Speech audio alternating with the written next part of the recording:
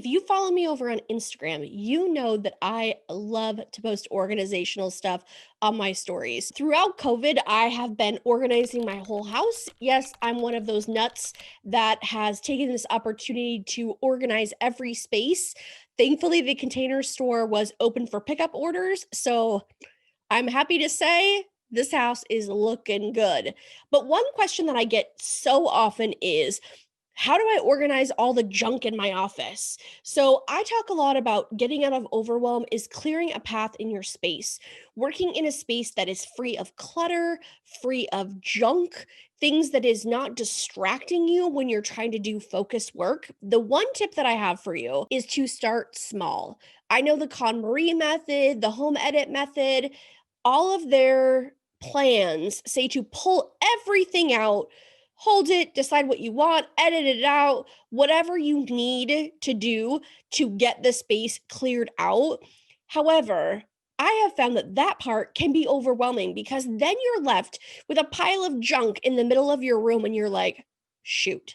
Now what do I do? Because I've got this thing that I have to go do, and now I've got this pile of stuff. What am I gonna do?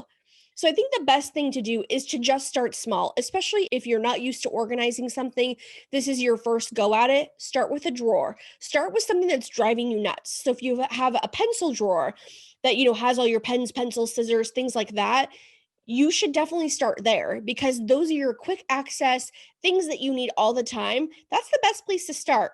So, you want to clear a space or go to a space that's clear, maybe your dining room table, kitchen counter, somewhere that's not full of clutter and dump everything out. Once you've got everything dumped out, then you're going to decide what you need and what you don't need. Now, as a fellow office supply junkie, I have lots of things that I've purchased that maybe I thought were going to work that didn't work, but I still have them all, but I'm not using. So I need to get rid of those, say goodbye to those, pass them on to a friend, pass them on to somebody else that can use them, take them to the office for clients to use, whatever it is, make a spot, fill a bag, do whatever you need to do. Those items are leaving, and you're only going to have this as the things that you use every day. So once you've purged everything out, then what you're going to do is assess what organizers you need. Now, this is my favorite part because I've been doing this for so long. I can usually just take a look at a drawer, kind of decide what the configuration is going to be, take a look at the stuff that I have left over after the purge or the edit, as the home edit calls it, and kind of decide what I think I'm going to need, based on the size. I do take measurements. That's so important. Take measurements of the drawer or space that you have. So when you go to the Container Store, you're not buying a ton of stuff that you're just like, shoot, now what do I do with it? Or if you don't have a Container Store near you, you can also find these items at Target. I also find a lot on Amazon.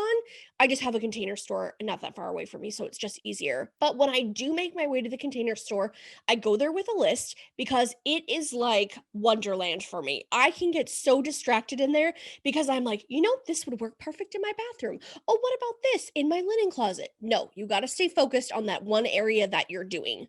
So you have your measurements, you purchase these organizers that you think are going to work. One thing that I always think is a really good idea if you have the room in your budget is to buy extras, because what happens is I have a vision in my mind of how things are going to look or how I'm going to do things or lay things out, but then when I get home I realize that maybe that's not going to work because all the square containers and the rectangular containers, the configuration that I have isn't going to work right.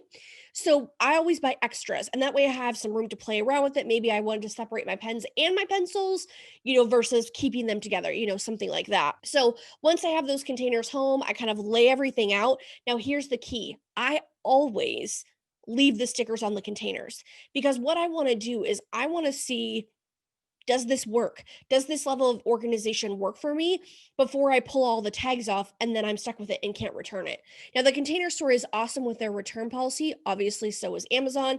Target's great too. I buy organization things from all three of them. So I've never had a problem returning it, but you've got to have the tags on it. That's just one of those things. They got to be able to scan it back into their system.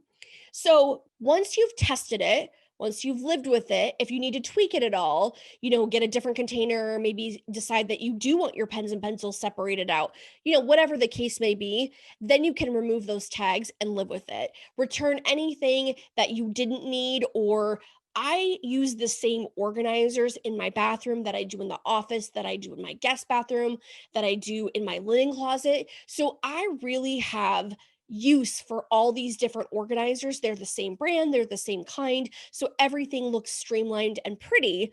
But that saves me from having to run back and forth a Container Store so many times.